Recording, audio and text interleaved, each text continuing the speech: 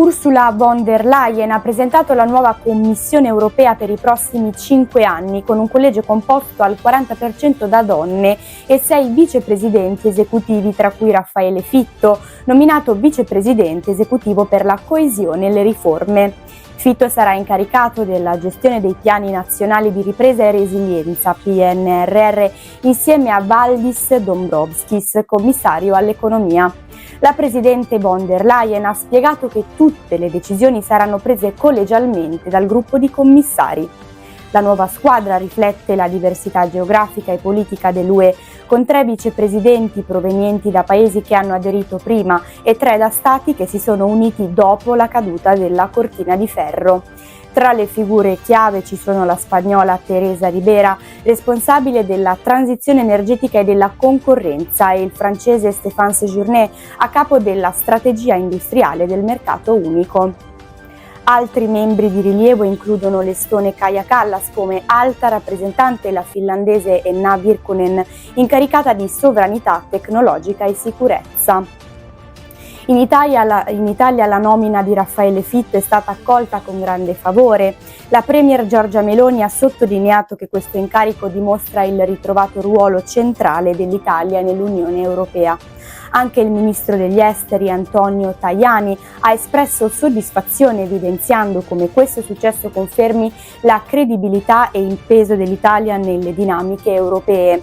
La nomina di Fitto è vista come un importante riconoscimento per il governo italiano, che punta a rafforzare il proprio protagonismo in Europa nei prossimi anni. Il 15 settembre 2024 un nuovo tentativo di assassinio contro Donald Trump è stato sventato mentre l'ex presidente degli Stati Uniti si trovava nel suo club di golf a West Palm Beach, Florida. L'aggressore Ryan Wesley Root, 58 anni, originario delle Hawaii, è stato scoperto dalle forze dell'ordine mentre puntava un fucile verso Trump durante una partita di golf. Un agente del Secret Service ha reagito immediatamente sparando contro Root, che è fuggito.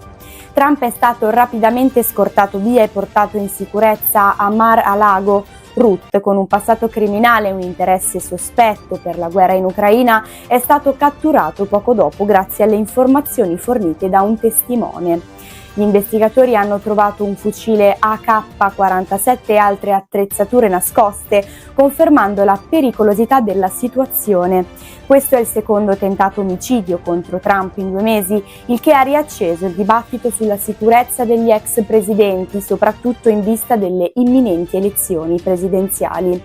Politici e leader internazionali, tra cui Joe Biden, Kamala Harris e Vladimir Zelensky, hanno condannato l'accaduto e espresso sollievo per l'incolumità di Trump. Il caso di Traversetolo ha sconvolto la comunità. Una ragazza di 22 anni è accusata di omicidio volontario e occultamento di cadavere dopo che il corpo di un neonato è stato trovato nel giardino della sua casa. Il 7 agosto la giovane avrebbe partorito da sola, senza assistenza medica o il sostegno di familiari, amici o del padre del bambino che erano all'oscuro della gravidanza. Dopo il parto avrebbe ucciso il neonato e nascosto il corpo nel giardino 2 giorni prima di partire per un viaggio all'estero. Le indagini hanno rivelato che la ragazza non era seguita da alcun medico durante la gravidanza.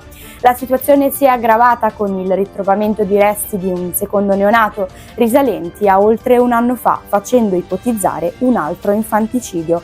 Al momento la ragazza è l'unica indagata. La madre del compagno della giovane, identificato come il padre del neonato, ha espresso incredulità riguardo alla possibilità che la ragazza abbia agito da sola, sottolineando lo shock e il dolore della famiglia. Le indagini sono in corso per chiarire i dettagli e le motivazioni di questa tragica vicenda che ha lasciato l'intera comunità profondamente turbata. Keir Starmer, leader laburista britannico, ha incontrato a Roma il premier italiano Giorgia Meloni per discutere strategie comuni su migrazioni e sicurezza. Il focus dell'incontro è stato l'accordo Italia-Albania, considerato un modello innovativo per la gestione dei richiedenti asilo e la lotta ai trafficanti di esseri umani. Meloni ha descritto l'accordo come un possibile deterrente per i flussi migratori irregolari, mentre Starmer ha espresso interesse a comprendere meglio il protocollo per applicarlo alla politica migratoria britannica in cerca di alternative al discusso piano Ruanda. Entrambi i leader hanno concordato sulla necessità di rafforzare la cooperazione internazionale per combattere le reti criminali legate all'immigrazione e prevenire le partenze irregolari. Durante la sua visita, Starmer ha visitato un centro di coordinamento per l'immigrazione e ha sottolineato l'importanza di intensificare la collaborazione tra forze di polizia e intelligence per fermare il traffico di migranti. Inoltre ha annunciato una nuova task force britannica per contrastare gli sbarchi illegali guidata dall'ex capo della polizia Martin Hewitt. L'incontro ha dimostrato una sintonia tra Italia e Regno Unito su questioni di sicurezza nonostante le differenze ideologiche, con un focus sul rafforzamento della collaborazione bilaterale e transatlantica.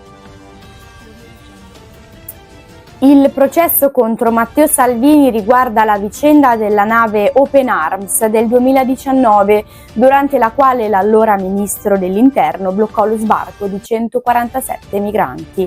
Salvini è accusato di sequestro di persona e rifiuto di atti d'ufficio e la procura ha chiesto 6 anni di reclusione. Il PM Geri Ferrara ha sostenuto che la centralizzazione delle decisioni sugli sbarchi nel suo ufficio violava i diritti umani e il diritto internazionale che impone il soccorso di persone in mare indipendentemente dal loro status. Il magistrato ha criticato la pratica di subordinare lo sbarco alla distribuzione dei migranti tra i paesi europei, ritenendola una violazione dei diritti umani. La difesa di Salvini, rappresentata da Giulia Bongiorno, ha ribattuto che l'ex ministro agiva in conformità con le leggi italiane e le direttive governative e che la richiesta di condanna è un attacco alla politica migratoria dell'epoca. Salvini ha ribadito di aver difeso i confini nazionali, ricevendo il sostegno di esponenti politici come Giorgia Meloni, Antonio Tajani e Matteo Piantedosi, che considerano la richiesta di condanna ingiusta e pericolosa per la democrazia. In Perù un grave incidente ha coinvolto un autobus turistico che trasportava circa 30 persone, tra cui 6 cittadini italiani.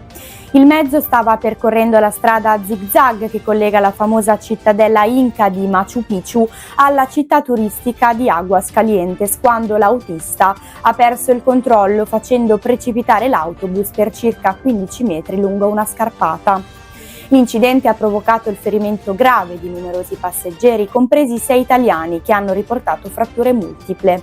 I feriti sono stati immediatamente trasportati all'ospedale di Cusco per ricevere cure mediche. Oltre ai turisti italiani, tra i feriti si contano cittadini provenienti da diversi paesi, tra cui il Cile, Guatemala, Messico, Giappone e Cina. Subito dopo lo schianto, le autorità locali e i residenti si sono precipitati sul luogo per prestare i primi soccorsi e aiutare i feriti a raggiungere il più vicino centro sanitario. Le autorità peruviane hanno avviato un'indagine per determinare le cause esatte dell'incidente. Si ipotizza che l'autista possa aver perso il controllo del veicolo lungo il tortuoso percorso montano. Nel frattempo l'ambasciata d'Italia a Lima, in coordinamento con il Ministero degli Esteri italiano e le autorità locali, si è subito attivata per garantire assistenza consolare ai cittadini italiani coinvolti nell'incidente e per fornire supporto ai loro familiari. La situazione è monitorata attentamente con l'obiettivo di garantire il miglior trattamento possibile ai turisti feriti e un rapido ritorno alla sicurezza.